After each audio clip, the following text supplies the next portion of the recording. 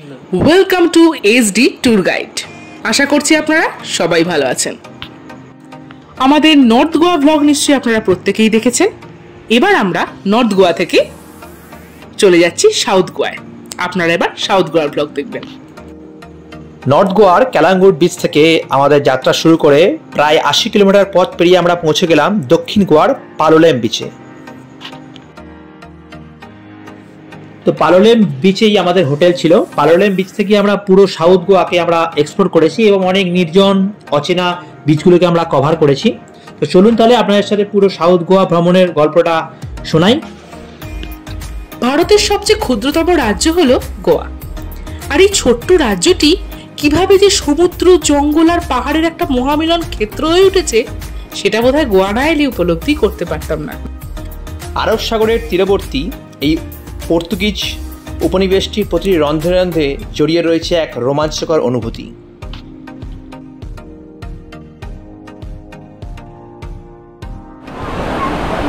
SD tour guide এখন চলে এসেছে সাউথ গোয়াতে এবং এখন যে বিচটায় রয়েছে সেটা হচ্ছে পালোলেম বিচ। অনেকেই শুনে থাকবেন সাউথ গোয়া মানেই এই পালোলেম বিচ। বেশ সুন্দর সাউথ গোয়া। তুলনামূলকভাবে এখানে পর্যটক একটু কম নর্থ গোয়ার থেকে।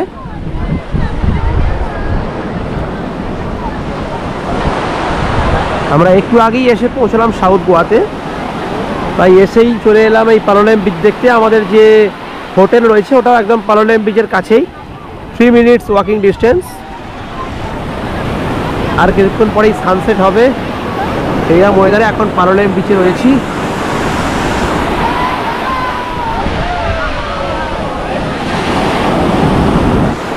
নর্থ গোয়ার তুলনায় এখানকার ঢেউগুলো কিন্তু একটু বড় বড়, দেখুন। পালোলেম বিচ কেমন লাগছে তোমার, একটু বলো। পালোলেম বিচ খুবই সুন্দর, এটা সাউথ গোয়াতে। তো আমরা 2 দিন মতো নর্থ গোয়াতে ছিলাম। নর্থ গোয়াতে একটু ক্রাউডেড বেশি, নর্থ গোয়াটা বেশ এন্টারটেনমেন্ট করারও জায়গা। সাউথ গোয়াটা তুলনামূলক মানে কম ভিড় হয়, যেটা শুনেছি যে সাউথ গোয়াটা ফাঁকা, তো সেখানে গেলে বেশ এক্সপ্লোর ভালো হবে। তো আজকে এসে দেখলাম সাউথ গোয়াটা ভালোই ভিড় হয়েছে, সবাই এসছে। মোটামুটি ফাঁকা নয়, এটা একটা বড় কথা, তবে তুলনামূলক নর্থ গোয়ার থেকে ফাঁকাই। নর্থ গোয়াটা প্রচণ্ড বেশি ভিড়, সাউথ গোয়াতে অনেকটাই কম। আর এখানকার ওয়েদারটা খুব সুন্দর, আর এখানে পরিবেশটা খুব সুন্দর। আজ তো ভালো লাগছে, খুব সুন্দর। আর ঢেউ, মানে ঢেউয়ের গর্জনটাও নর্থ গোয়ার থেকে এখানে বেশি। তুলনামূলক হয়তো কম লোকজন এখানে আসে, যে কারণে জায়গাটা একটু ফাঁকা ফাঁকা। খুবই সুন্দর, খুবই ভালো লাগে।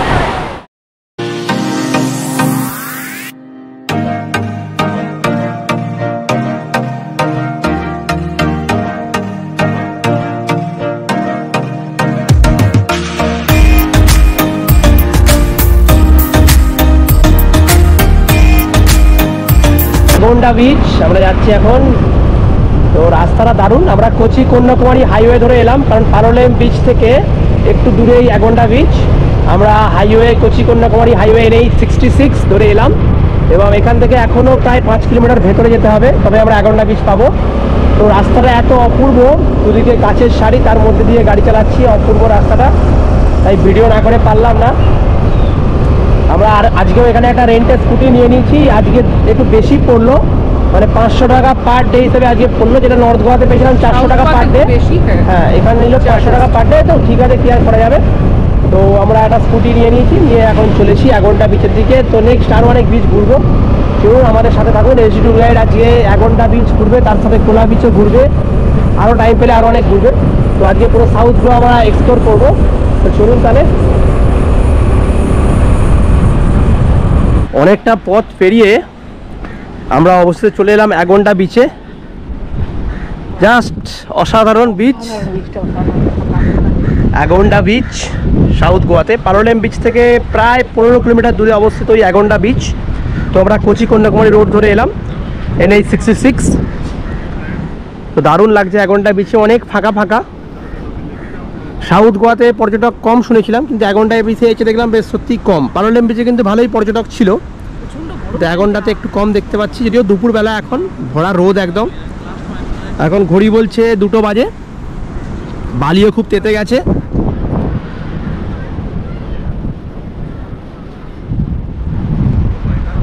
পাহাড়ের কোলে অবস্থিত এই অ্যাগন্ডা বিচ। দুদিকেই পাহাড়, ওদিকেও পাহাড়, এদিকেও পাহাড়। আমরা এখন চলেছি বাটারফ্লাই বিচের পথে। অ্যাগন্ডা বিচ থেকে আমরা লাঞ্চ করলাম, ওখানে লাঞ্চ সেরে আমরা আজকে গোয়ানিজ ডিশ খেলাম লাঞ্চে। তো লাঞ্চ সেরে আমরা এই অফ রোডের মধ্যে দিয়ে বাটারফ্লাই বিচের দিকে চলেছি। রোডটার অবস্থা কিন্তু খুবই খারাপ। যারা বাটারফ্লাই বিচে আসবেন, যদি স্কুটিতে আসেন একটু সাবধানে আসবেন, কারণ খুবই অফ রোড, খুবই এবড়ো খেবড়ো রাস্তা। এই দেখতেই পাচ্ছেন পুরো পাথুরের রাস্তা যাকে বলে। একদম। আর 4 হুইলার নিয়ে এলে কিন্তু এখানে অ্যালাও না। ওটা মানে বাটারফ্লাই বিচ রোডে ঢোকার মুখে একটা এন্ট্রি ফি দিতে হয়, এবং 4 হুইলার নিয়ে এলে ওখানে গাড়িটা রেখে বাকি প্রায় 2 কিলোমিটার হাঁটতে হবে। 2 কিলোমিটার নিয়ার অ্যাবাউট হাঁটতে হবে। আর যদি স্কুটিতে আসা যায় তাহলে কিন্তু বেস্ট, মোটামুটি একটু সাবধানে গাড়ি চালালে এখানে স্কুটিতে আসাটাই বেস্ট। চলো আমরা যাচ্ছি বাটারফ্লাই বিচের দিকে। প্রায় 4 কিলোমিটার মতো পুরোপুরি অফ রোড আছে এখানে। তো বাইক নিয়ে আসাটাই সেফ, এবং একটু সাবধানে গাড়ি চালালে ঠিকঠাক। 4 হুইলার নিয়ে এলে কিন্তু গাড়িটা রেখে হেঁটে যেতে হয়। চলুন আমরা পৌঁছে আবার অন্যরকম অভিজ্ঞতা, পুরো থ্রিল রাস্তা বলতে গেলে। আলো আঁধারের মধ্যে দিয়ে একদম পুরো একটা ফরেস্টের মধ্যে দিয়ে যাচ্ছি আমরা। বাটারফ্লাই বিচটা কেমন সেটা আপনাদের দেখাবো।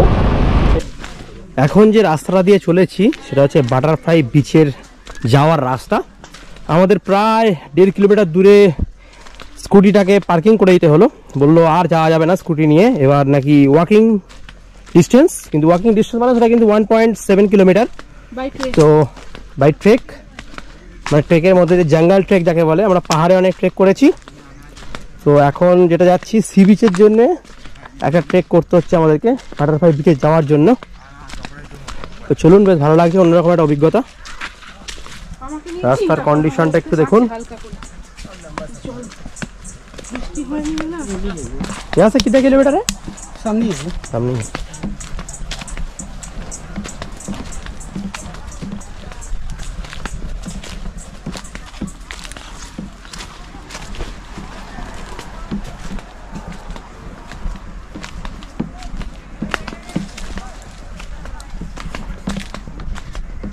দারুণ একটা থ্রিল ট্রেক রুট, দারুণ লাগছে।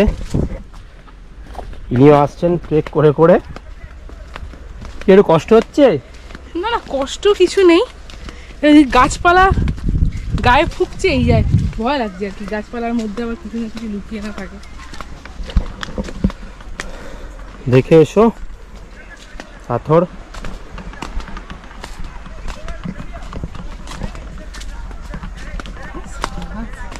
আমরা প্রায় 1.5 কিলোমিটার জঙ্গল ট্রেকের মধ্যে দিয়ে এসে পৌঁছলাম বাটারফ্লাই বিচে। এই যেটা দেখছেন এটাই হচ্ছে বাটারফ্লাই বিচ। পুরো পাহাড়, দুদিকে পাহাড়, এদিকেও পাহাড়, এদিকেও পাহাড়, তার মাঝে ছোট্ট বিচ, নাম তার বাটারফ্লাই বিচ।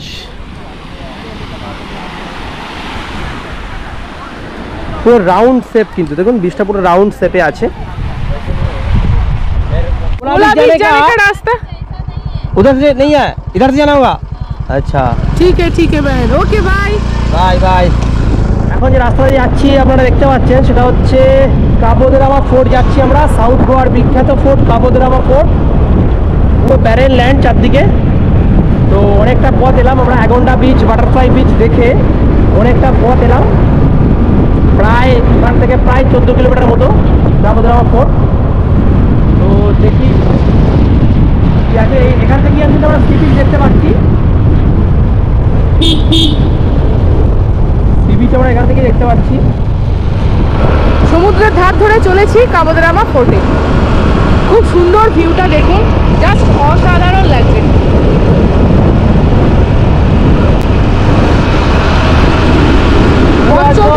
পথ চলতে চলতে এইরকম জায়গায় খানিকক্ষণ বিশ্রাম নিয়েই নেওয়া যায়, কিন্তু একটু আমরা লেটে আছি। কাবো দে রামা ফোর্ট মোটামুটি 5:30টায় বন্ধ হয়ে যায় যা দেখলাম, সেজন্য একটু আমরা তাড়াতাড়ি যাওয়ার চেষ্টা করছি।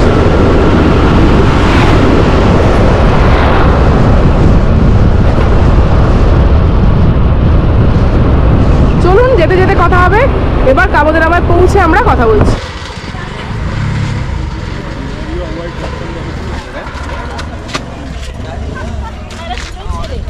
এখন যেটা সামনে রয়েছি সেটা হচ্ছে কাবো দে রামা ফোর্ট। কিন্তু দুর্ভাগ্যবশত ফোর্টটা বন্ধ হয়ে গেছে, জাস্ট এইমাত্রই বন্ধ হয়েছে। আমরা অনেক রিকোয়েস্ট করলাম কিন্তু এখানকার সিকিউরিটি আমাদের কোনো কারণে এন্ট্রি দিলেন না।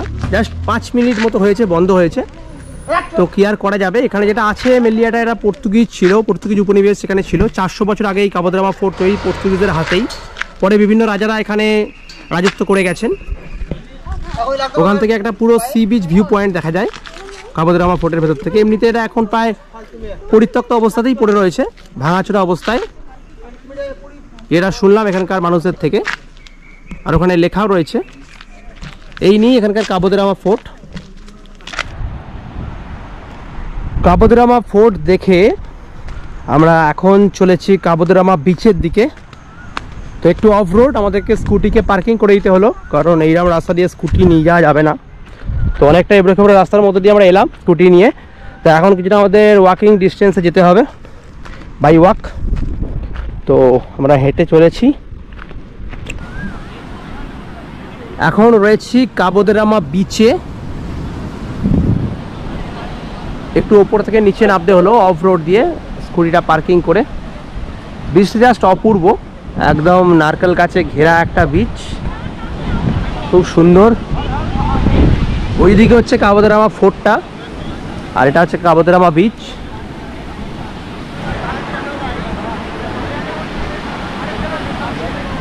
এখানকার সমুদ্র কিন্তু খুব শান্ত।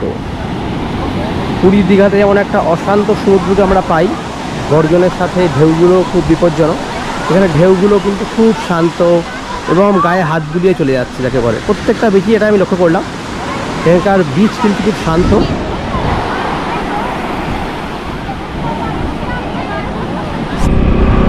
আমরা এখন যে রাস্তা দিয়ে যাচ্ছি এটা হচ্ছে কোটিগাঁও ওয়াইল্ড লাইফ স্যাংচুয়ারি। আমরা এখন যাচ্ছি বামনহুদো ওয়াটারফলসের উদ্দেশ্যে। রাস্তাটা ভীষণই সুন্দর, বামনবুদো ওয়াটারফলের দিকে যাচ্ছি আমরা। চারদিকে ফুল টুল পড়ে রয়েছে, পাতা ঝরার মরশুম আর কি যে কারণে। এখান থেকে দেখাচ্ছে 10 কিলোমিটার বামনবুদো ওয়াটারফল। এই জায়গাটার নাম কি? এটা কোটিগাঁও ওয়াইল্ড লাইফ স্যাংচুয়ারির মধ্যে। হ্যাঁ, তো আমরা বামনবুদো ওয়াটারফল যেতে গেলে কোটিগাঁও ওয়াইল্ড লাইফ স্যাংচুয়ারিতে আসতেই হবে। সেখান থেকে এবার টুয়ার্ডস বামনবুদো ওয়াটারফল গুগলে সার্চ করলেই দেখিয়ে দেবে। আমরা বোর্ডে অনেক প্রাণীর ছবি দেখলাম, যেমন বাঘ, লেপার্ড, বাইসন, হরিণ, ময়ূর, কিন্তু এখনো অবধি মানে জীবন্ত কাউকে দেখতে পাইনি। ছবিতে দেখেই আমরা খুশি হয়ে গেছি। চলো যাওয়া যাক। রাস্তাটা অপূর্ব সুন্দর রাস্তা, অপূর্বই সুন্দর। এইখানে বাইক ড্রাইভই হোক বা ফোর হুইলার ড্রাইভই হোক না কেন, খুব সুন্দর উপভোগ করার মতো রাস্তা, খুব সুন্দর।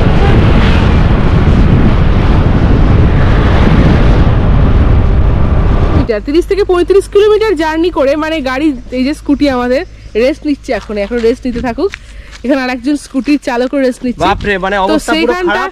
সেটা মানে অতিক্রম করে এসে আমরা বামনহুদো ওয়াটারফলসে এসেছি, কিন্তু দুঃখের বিষয় বামনহুদো ওয়াটারফলসে এখন কোনো ওয়াটারফলই নেই। যদিও এটা আমাদের আগেই ভাবা উচিত ছিল যে এই ওয়েদারটা বা এই সময়টা এখানে জল না থাকবারই কথা, কারণ এখানে সমস্ত নদী, সাউথ ইন্ডিয়ার সমস্ত নদী বৃষ্টির জলে। একদমই তাই, এগুলো বর্ষার জলে পুষ্ট নদী যেহেতু, তাই জন্য এই সময় মানে ফেব্রুয়ারি মার্চে এলে আপনারা ফলস এইভাবে দেখতে পাবেন না। যেমন দুধসাগর ফলসে আমরা যাইনি কিন্তু এই কারণেই, দুধসাগর ফলসের ছবিটাও ঠিক এই রকমই পাবো আমরা এখন।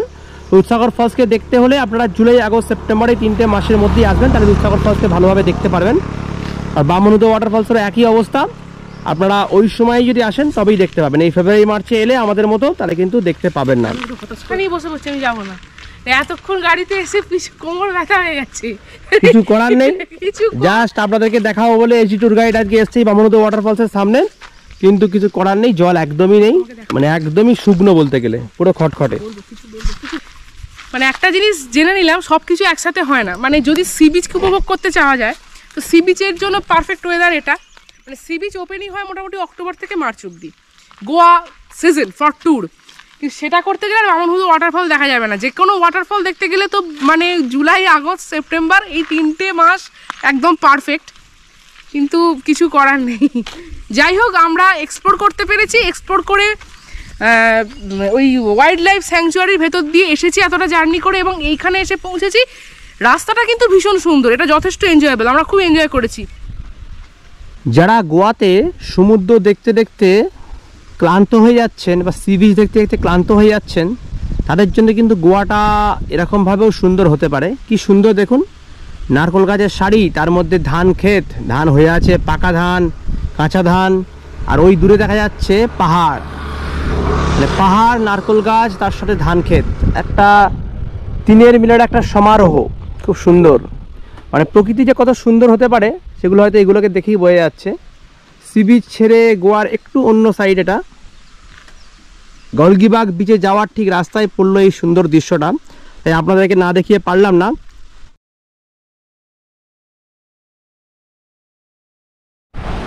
সাউথ গোয়ার এমন একটা বিচে রয়েছি যে বিচটা অন্য আর সবগুলো বিচের থেকে একটু আলাদা। তার কারণটা হচ্ছে এখানে টার্টেল বা কচ্ছপদের ডিম পাড়ার জন্য উপযুক্ত জায়গা। বিচটার নাম হচ্ছে গলগিবাগ বিচ। তাই এই বিচটা খুব নির্জন, অনেক পর্যটক সংখ্যাও কম দেখতে পাচ্ছেন আপনারা, অন্য যে কোনো বিচের তুলনায় অনেক পর্যটক সংখ্যা কম, এবং এই বিচটা কচ্ছপদের সিজন টাইমে ডিম পাড়ার জন্য উপযুক্ত জায়গা। এবং দেখুন এখানে করাও রয়েছে টার্টেল নেস্ট, ফরেস্ট ডিপার্টমেন্ট যারা প্রোটেক্ট করে, ডিমগুলো এখানে প্রোটেক্ট করা হয়। বিচটা আপনারা খুব নির্জন পাবেন, পর্যটক সংখ্যা অনেক কম সাউথ গোয়ার অন্যান্য বিচগুলোর তুলনায়। পুরো বিচটাই, এখন যে বিচটা দেখছেন সেটা হচ্ছে তালপোনা বিচ। গলগিবাগা বিচ থেকে 7 কিলোমিটার দূরে অবস্থিত এই তালপোনা বিচ। এখানে অনেক রেস্টুরেন্ট পেয়ে যাবেন আপনারা খাওয়ার জন্য। গলগিবাগায় যেমন কোনো খাবার জন্য রেস্টুরেন্ট বা হোটেল কিছুই নেই, আপনারা এই তালপোনা বিচে কিন্তু হোটেল রেস্টুরেন্ট সবই পেয়ে যাবেন, এখানে আপনারা খাওয়া দাওয়া করতে পারেন। এখন দুপুরবেলা, মানে এখন 3:30 বাজে, তবুও অন্যান্য বিচের তুলনায় অন্যান্য বিচে কিন্তু এই সময় অনেক পর্যটক রয়েছে, কিন্তু সেই তুলনায় গলগিবাগা বা তালপোনা দুটো বিচেই পর্যটক সংখ্যা খুবই কম দেখতে পাচ্ছি। যদিও সাউথ গোয়া অনেকটাই ফাঁকা আমি শুনেছিলাম, তো পালোলেমকে দেখে ওটা ঠিক মনে হয়নি। যাই হোক, পালোলেমে একটু ভিড়ভাড়টা বেশি থাকে অলওয়েজ, শান্ত সমুদ্র, পর্যটক সংখ্যাও কম, মানে প্রিয়জনের সাথে কাটানোর জন্য খুবই সুন্দর এই বিচগুলো। তালপোনা বলুন, গলগিবাগা বলুন, দুটো বিচই খুব সুন্দর, নিঃসঙ্গভাবে একাকীভাবে রয়েছে এই বিচগুলো। গোয়া এলে অবশ্যই সাউথ গোয়া আসবেন, এবং সাউথ গোয়া এলে অবশ্যই এই গলগিবাগা, তালপোনা, তারপরে আপনার পোলেম, এই বিচগুলো অবশ্যই কভার করার চেষ্টা করবেন। একটু অফবিট রুটে আপনারা যদি স্কুটি রেন্টে নেন বা গাড়ি রেন্টে নেন, তাহলে আপনারা নিজেরাই ঘুরতে পারবেন, কোনো অসুবিধা হবে না। গুগল ম্যাপ তো রয়েইছে।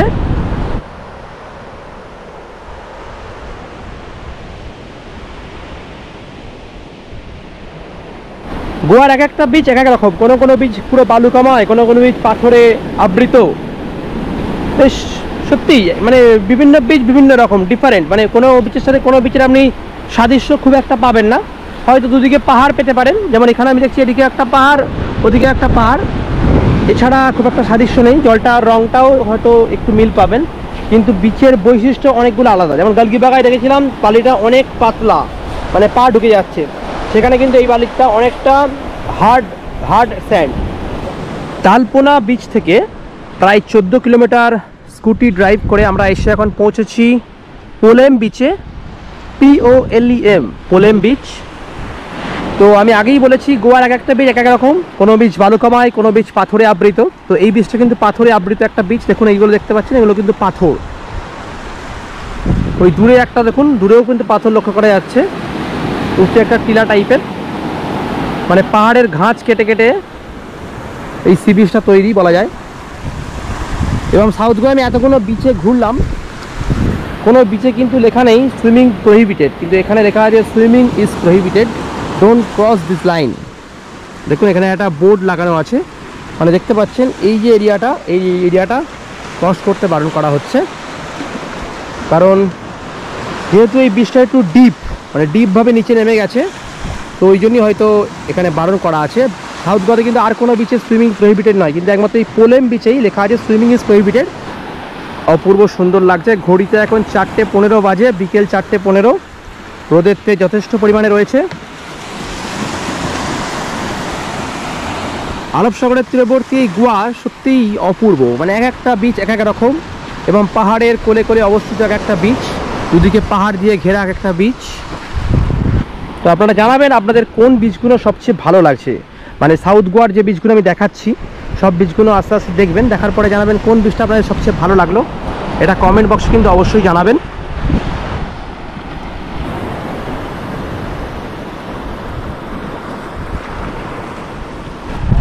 এখন যে জায়গাটা দেখছেন হয়তো অনেকেই চেনেন, সাউথ গোয়া স্পেশালি যারা এসছেন তারা তো অবশ্যই চেনেন, খুব বিখ্যাত জায়গা, সেটা হচ্ছে the Lalit golf spa and resort. এখন যেখানটায় রয়েছি সেটা হচ্ছে রাজবাগ বিচের একদম সামনে রয়েছি, আর পেছনে যেটা রয়েছে এটা হচ্ছে the Lalit golf spa and resort.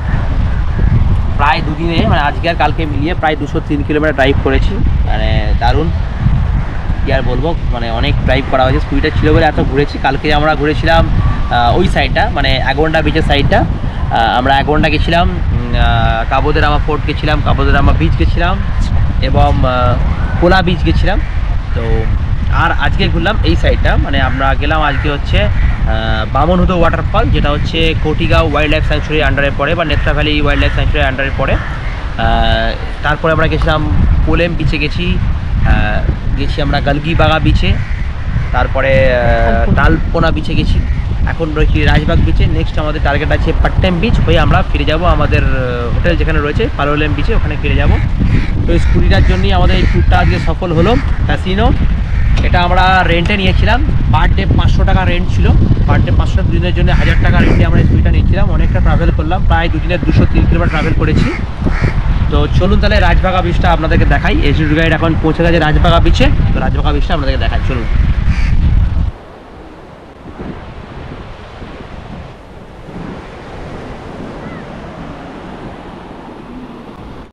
SD tour guide আজকে চলে এসেছে এখন রাজবাগ বিচে। গোয়া ভ্রমণের আমাদের শেষ দিন বলা যায় আজকে, কারণ টুমরো আমরা সকালটা শুধু টাইম পাবো, তারপরেই আমরা বেরিয়ে যাব আমাদের বাড়ি ফেরার পালা। তো তাই সানসেট টাইমে আমরা চলে এসেছি রাজবাগ বিচে, এবং অপূর্ব সুন্দর একটা মায়াবী সৈকত। পালোলেমের খুব কাছেই কিন্তু এই রাজবাগ বিচ, পালোলেম, তারপরে এই পাটনেম বিচ, তার ঠিক পাশেই কিন্তু এই রাজবাগ বিচ। অনেকে চান করছেন এই সানসেট টাইমে।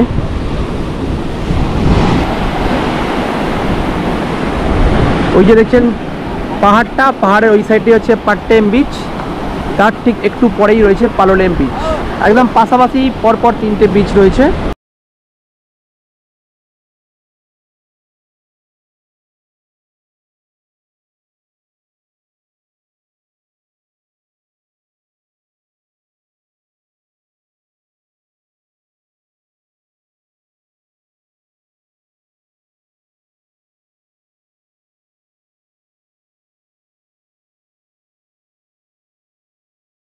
এখন যে বিচটা এলাম সেটা হচ্ছে ঠিক পালোলেম বিচের পাশেই পাটনেম বিচ।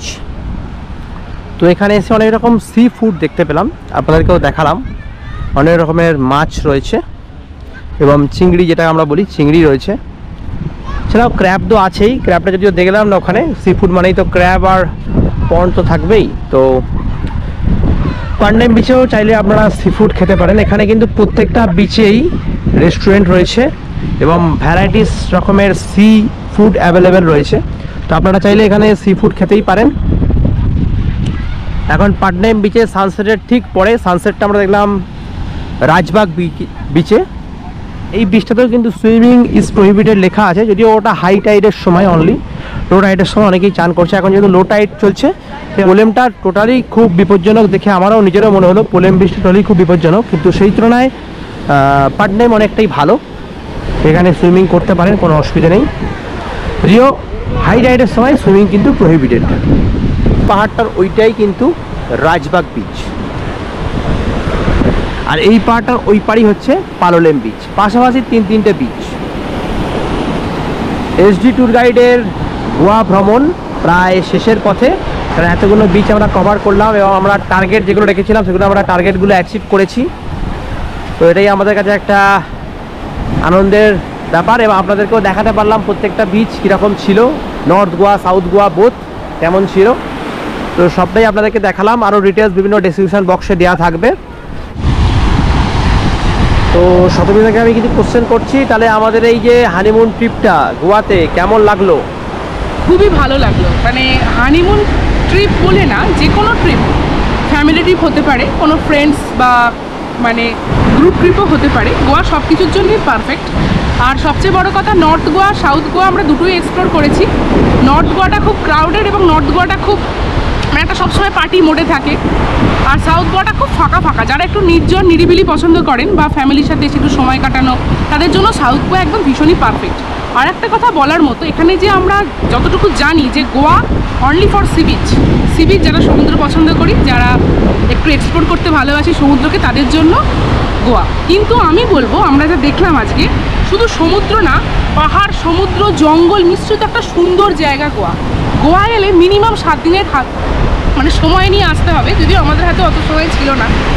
তো মিনিমাম 7 দিন, মানে খুব কম হলেও খুব সুন্দর করে গোয়াকে ঘোরা যাবে। আমরা 5 দিনে ঘুরলাম নর্থ সাউথ গোয়া, খুব সুন্দর ঘোরা যাবে। পাহাড়, জঙ্গল, সমুদ্র সবকিছু মিশ্রিত একটা জায়গা। অনেক ফোর্ট রয়েছে, নর্থ গোয়া একটা ফোর্ট পেয়েছি, সাউথ গোয়া একটা ফোর্ট পেয়েছি। খুব খুব খুব সুন্দর। গোয়া এসে 7 দিনের টাইম নিয়ে যদি প্রত্যেকটা পয়েন্টকে খুব ভালো করে এক্সপ্লোর করা যায়, কি সি বিচ, কি জঙ্গল, কি একটা ওয়াইল্ড লাইফ স্যাংচুয়ারি পেলাম, সেখানে ঘুরলাম, তো ভীষণ ভীষণ ভালো হয়। একটা ফ্যামিলি ট্রিপ হিসেবে হোক, বা হানিমুন ট্রিপ হিসেবে হোক, বা গ্রুপ ফ্রেন্ডস গ্রুপ ট্রিপ হিসেবে হোক, Goa is perfect for all. এটুকু।